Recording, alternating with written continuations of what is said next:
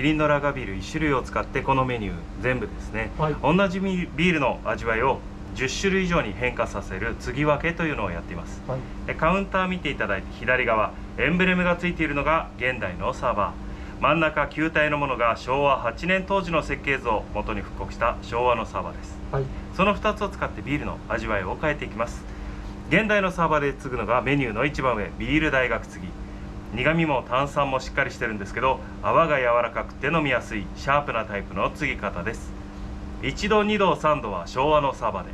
で、1度継ぎはビアホールを感じさせるような泡がシュワシュワっと弾けるタイプです、はい、2度継ぎはそのシュワシュワの泡の部分だけを柔らかい泡に入れ替えていきます、はい、そうすることで泡とビールの境目を感じないぐらいスルスルっと飲めるのが特徴です。3度継ぎは5分ほどお時間いただいて目いっぱい泡を立てながら作っていきます。泡を立てることで泡に苦みが、液体の方には麦の甘みが感じられるようなマイルドな飲み口ですね。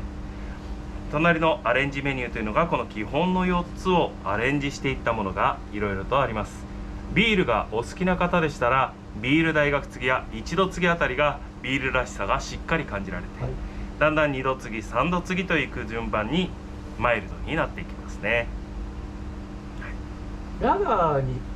1本にやってるっていうのは、はい、何か理由があるんですか？そうですね、ビールって継ぎ方で味が変わるんですけど、味わいがしっかりしてればしっかりしてるほど変化の幅が広いんですね、はい、なのでキリンラガーとかみたいにこう苦みがしっかりしたビールっていうのは変化させた時にはっきり分かりやすい。そうすると皆さん普段飲んだことがあるような銘柄で、はい、あ、本当に味が変わるんだっていうのを体験してもらうために分かりやすい国産のビールにした。一杯いただきたいんですけど、一度継ぎがいいですかね？そうですね、まずは、はい、はい、じゃあ一度継ぎから継いでいきましょう。ありがとうございます、はい、一度継ぎを継いでいきますね。グラスも冷やしてるんですよね、はい、そうです。グラスを入れるビールと同じぐらいの温度に冷やしてあげると、はい、ビールの中の炭酸が温度変化で泡立たないので綺麗なビールが継げる。家で飲む時とかもグラスを最後冷水とかですすいであげて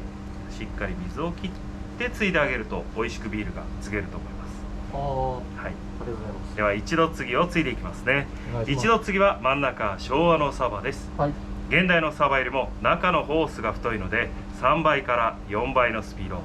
勢いよく出てくるビールを一気に一度で継ぎ切るので一度継ぎ、泡がシュワシュワっとはじけるような昔ながらの伝統的な継ぎ方です。今から80年以上前からビアホールで継がれている継ぎ方、一度継ぎです。はい、どうぞどうぞ。お風呂上がりの牛乳をイメージして、足は肩幅手は腰に背筋を伸ばしてゴクッといってみてください。昔ながらのビール。そうですね、もともとビアホールで継がれている継ぎ方なので、これが一番ビールだなっていう、はい、仕事終わりの一杯っていう感じの継ぎ方が一度継ぎです。ちょっと苦みが感じられるというか。そうですね、ビールっぽさが一番出てます。はい、で二度継ぎっていうのがこの一度継ぎの今の泡の部分だけを柔らかい泡に入れ替えていくんですね。では二度継ぎを継いでいきますね。はい、二度継ぎは真ん中昭和のサバで、まずは1回目勢いよく出てくるビールを一気に一度で継ぎ切る一度継ぎを作っていきます。これが二度継ぎの1回目一度継ぎですね。途中なんですけど泡の部分をちょっと見ていただいて、泡が小さい丸い粒なの分かります？泡の質感ですね。はい、わかります。すごいわかります。小さい丸い粒なんですけど、これが弾けるような一度継ぎ縄、二度継ぎは2回目でこの泡の部分クリーミーな泡に入れ替えていきます。そうすると今度は目で見てもわからないぐらいきめの細かい泡の二度継ぎになります。泡とビールの境目を感じないぐらいスルスルっと飲めるのが特徴です。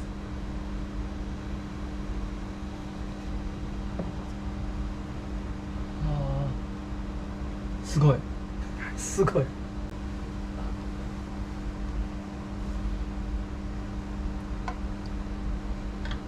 れは普通では飲めないですね。そうですね。この昭和のサーバーっていうハンドル式のサーバーじゃないとそこまできめの細かい泡は出ない。いただきます。美味しい。泡が変わっただけでもこれだけ印象が変わる。今までの泡の考え方と違うんですね。はい。ビールを継ぐ時に泡をどういう風にするかでビールの味の感じ方っていうのも変わってきますよっていうのが一度継ぎと二度継ぎですね。一度継ぎの泡って弾けるような大きい粒の泡なんですね。はい、でその泡をきめの細かい泡で全部こう押し流してあげて、本当に真っ白い目で見えないぐらいのきめの細かい泡に入れ替えることで、その泡の舌触りが柔らかいのでビール全体が柔らかく感じる。飲食店さんでビールを継いだりする時ももちろんお店によってロスがもったいないから泡をこぼさないように継ぐっていうお店とかももちろんあるんですけど、そうですよね。それだけ質感でビールって味が全体が変わってしまうので、最初にちょこっと残った泡の部分は捨てた方が全体のクオリティが上がる。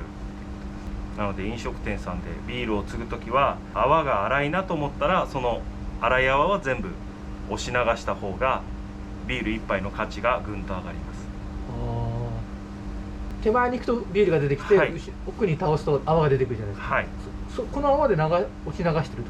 そういうことですね。はい、今のサーバーでいうとそういう感じです。じゃあちょっとこの昭和のサーバーとは真似できないですけど、飲食店さんだったらちょっと今のようなことをやれば少しでも美味しくなっていくってことですよね。そうですね。ぜひやってほしいですよね。飲食店さん絶対やった方がいいです。ファーストコンタクトなわけじゃないですか、お店とのビールって。で、これ美味しいってなるとやっぱその後の期待感もぐんと上がるんですよ。ここのお店多分美味しいもの出てくるな。一緒のビールでって思うと大丈夫かここっていう気持ちで食べちゃうんですよ。それってだからどんなに料理を頑張っててもビールが美味しくないとお店って美味しくないお店に認定されちゃうんですよね。一番最初のビールってお店の入り口だからすごい大事だと思いますね。このビールを飲んだら他のお店のビールがこう比べちゃうから、うちのお店とかビール屋さんとかこういう継ぎ方にこだわってますみたいなお店とかは、ビールのメンテナンスしっかりした上に継ぐっていう技術がプラスされてるので、やっぱりそこは差が出はしますけど、あとはこういう継ぎ方した方がいいですよっていうこと自体を知らないから、美味しくなくなっちゃってたりするんですね。丁寧に継いだビールって最後まで美味しいんですよ。雑に継いでしまったビールって最初例えば泡がきれいでもだんだん美味しくなくなっていくんです。なのでその継ぎ方っていうののちょっとした部分だけを覚えておくだけでもだいぶ違います。グラスもあれですよね。薄張りグラス。薄張りで泡が、そうです。泡のラインがつくのが、エンジェルリングっていう呼び方をされたりするんですけど、飲んだ回数分だけこう泡の線がつくんですね。きめの細かい泡が乗ってるとこういう泡が、泡のラインがつきやすいです。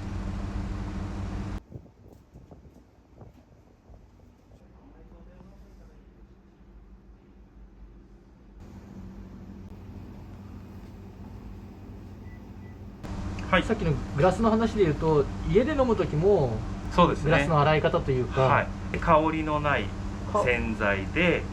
グラスだけを洗うスポンジを使ってよくすすいであげるんですけど、今度グラスを乾かす時に拭いてしまうと布巾が生乾きだった場合その匂いがグラスについちゃうんですね。なんかバットみたいなところにこう逆さまに置いて自然乾燥させてあげる。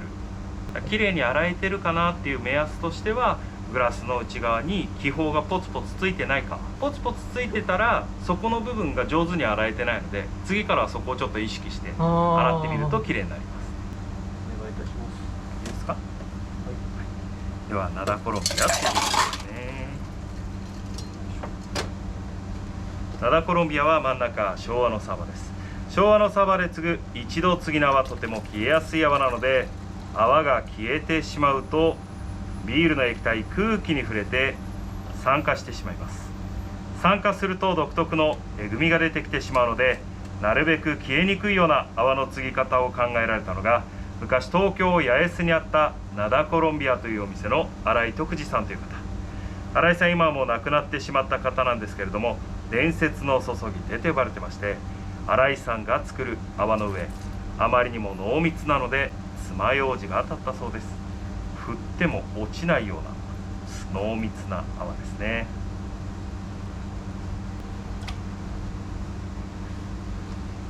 はい、どうぞ。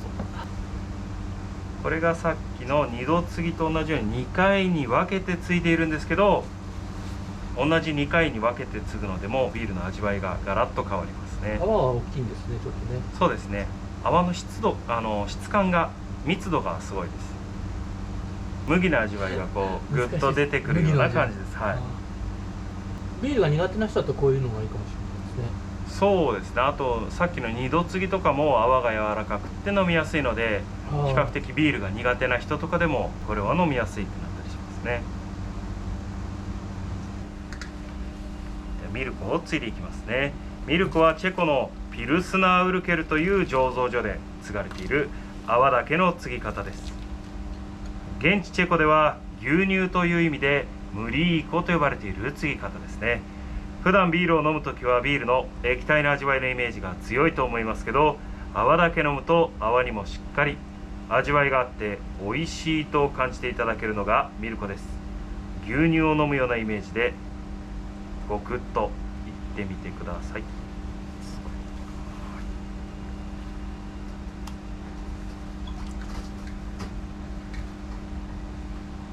はい、どうぞ。ミルコです。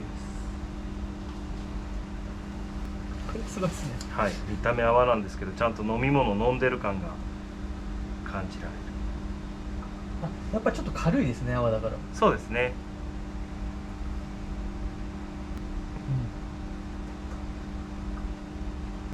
泡がこんなに美味しいんですね。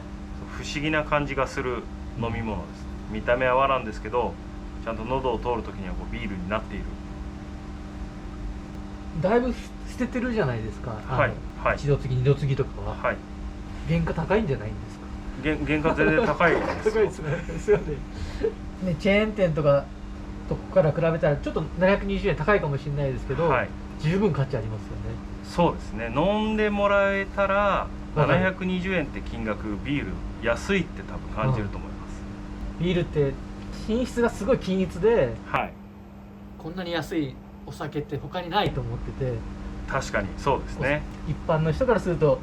こんなに素晴らしいお酒ってないのよなみたいな。まあそれはやっぱり作ってるビールメーカーさんとかの技術力の高さは海外からも評価されて